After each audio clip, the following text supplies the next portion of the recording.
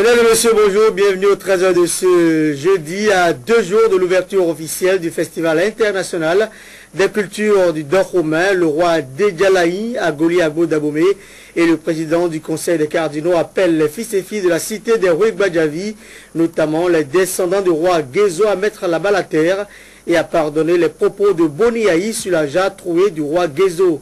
Seul gage, selon eux, d'une réussite parfaite de ce festival symbolique.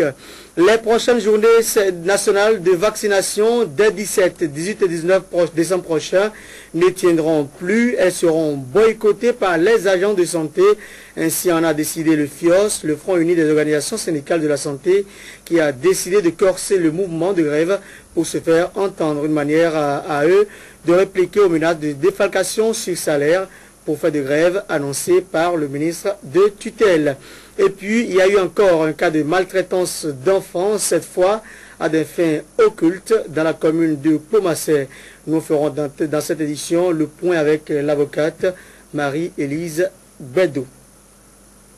Le 11 décembre prochain démarre à Abomey le Festival international des cultures du Dahomey, soucieux d'un bon déroulement des manifestations dans l'unité des fils et filles d'Abomey. Le roi d'Abomey, Sa Majesté Dédialaï Agoli Agbo, et le président du Conseil des cardinaux ont saisi l'occasion pour se prononcer sur la récente déclaration du chef de l'État par rapport à la jarre trouée du roi Gezo.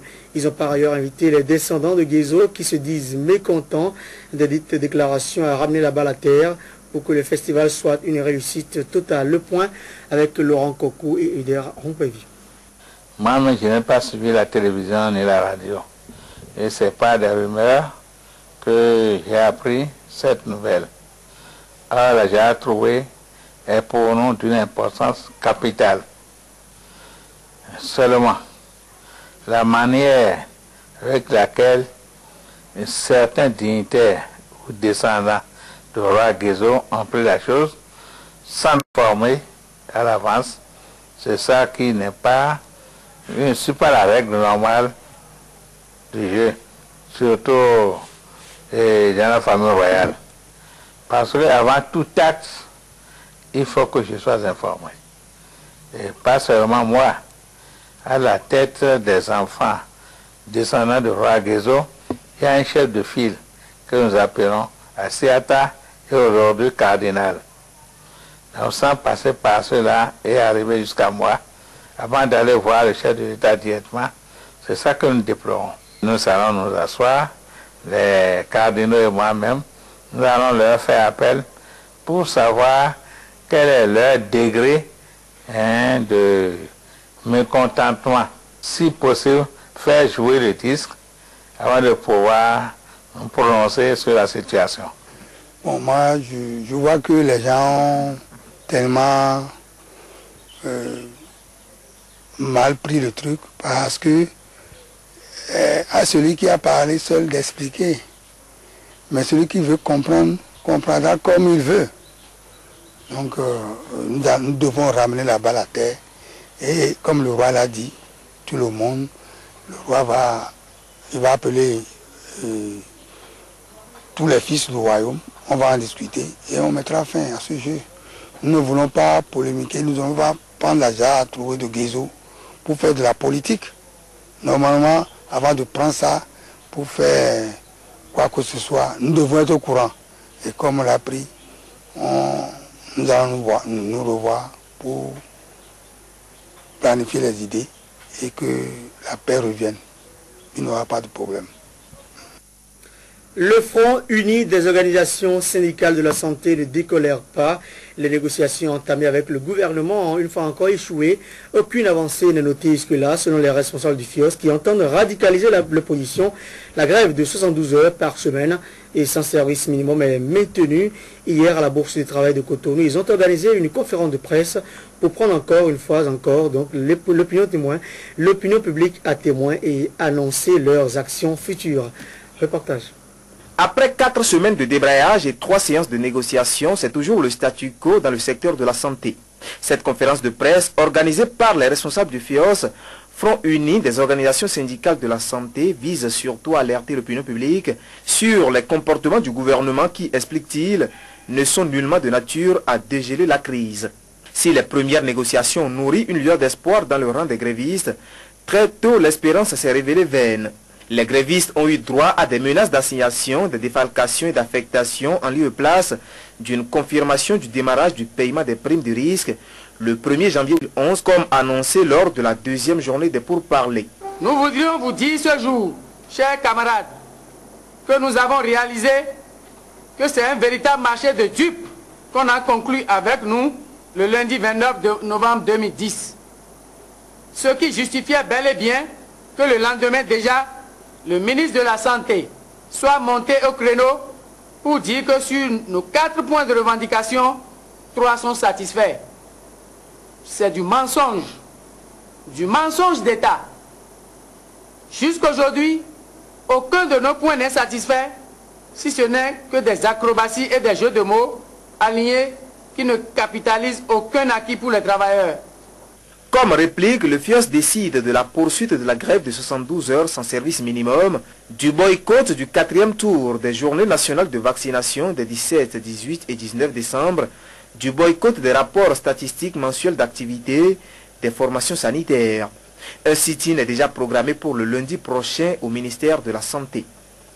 Aussi voudrions-nous avertir tous les responsables d'établissements sanitaires qui opèrent des défalcations sur salaire pour faire de grève, qu'aucune reprise des activités ne peut avoir lieu si ces défalcations ne sont remises en place. Les usagers des hôpitaux et centres de santé publics ne sont donc pas au bout de leur peine. Et sur la question de l'opportunité des 72 heures de grève par semaine, les grévistes répondent. Je crois que, normalement, même si nous faisons une semaine aujourd'hui, on ne verra pas que c'est trop. Parce que nous avons dit, nous avons fait 72 heures de service minimum pendant 3 semaines avant qu'on nous rencontre une seule fois. Peut-être qu'on devait faire grève illimitée au départ, là, avant qu'on nous appelle. Un régime qui accepte qu'on fasse 72 heures sans service minimum pendant 3 semaines, je ne pense pas qu'en 24 heures de grève, il réagira. Vous avez même peut-être fait 1 an, il va dire le jour où vous serez fatigué, vous allez laisser tomber. La prime de risque, principale revendication à l'origine de la paralysie du secteur de la santé, a déjà fait l'objet de plusieurs mouvements de grève depuis 2008. Avec cette grève générale, les 22 syndicats réunis au sein du FIOS entendent aller jusqu'au bout.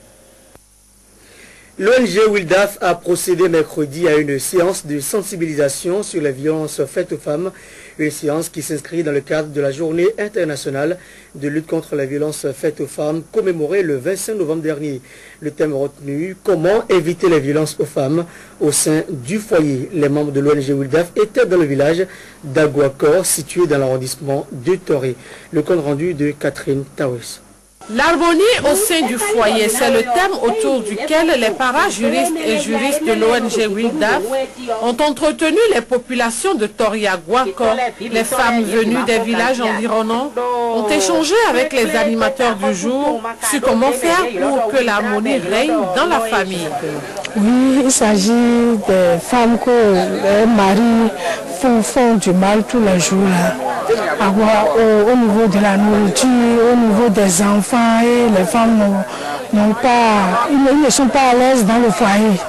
Alors bon, aujourd'hui, il faut que les femmes soient sages à leur mari et puis les maris aussi soient sages à leurs femmes.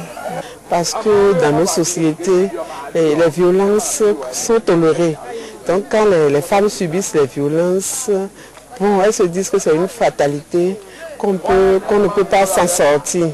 Donc c'est de leur faire comprendre les violences, les actes que nous appelons violences, et de les aider à dénoncer ces violences, de trouver les stratégies pour qu'il y ait vraiment réduction de ces violences. Cette séance d'échange, qui entre dans le cadre des 16 jours d'activisme contre les violences faites aux femmes, vient à point nommé à en croire le chef du village qui a pour sa part prodigué des conseils.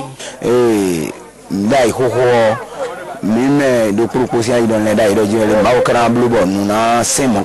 que moi j'ai à dire, c'est qu'avant tout le monde avait souhaité qu'une telle loi serait sortie. Femmes et hommes auraient la paix.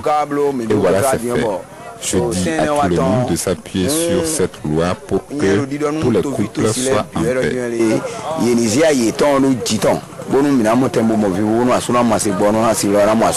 De cette manière, WILDAF Bénin contribue à la réduction des violences faites aux femmes et aux filles. Encore un cas de maltraitance d'enfants, cette fois de fin occulte, vient d'être constaté par maître Marie-Élise Bedeau dans la commune du Pomassé. Il s'agit d'une fille mutilée par son propre père. Maître Marie-Élise Bedeau parle au micro de Narcisse Alossé des circonstances de survenance de ce énième cas de maltraitance d'enfants. On l'écoute.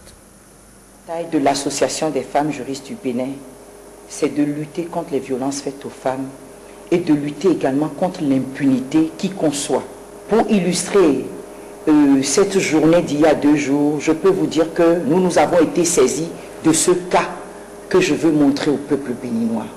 Il s'agit d'une petite fille de 16 ans qui, en 2009, là, a été mutilée par le feu. Son sexe a été mutilé par le feu, brûlé, soi-disant par un fétiche sot, par le roi de Pomassé dont c'est la fille. Elle est complètement détruite dans son intégrité physique, psychologique, morale, dans sa dignité. Deuxième méfait, elle était élève en classe de 5e. Depuis les faits, elle n'a plus mis les pieds à l'école parce que pendant 9 mois, son père l'a séquestrée, l'a laissée en l'état sans qu'un seul médecin n'ait été invité à venir voir la situation de la fille et la sauver. Donc vous avez vu comment les brûlures se sont cicatrisées avec le sexe et elle a un tout petit trou pour le vagin. Ça veut dire qu'elle est détruite à vie. Troisième méfait, bien sûr, elle a perdu l'école aujourd'hui. On l'a mise en apprentissage. Elle ne peut même pas tenir la journée. Son corps brûle encore. Heureusement,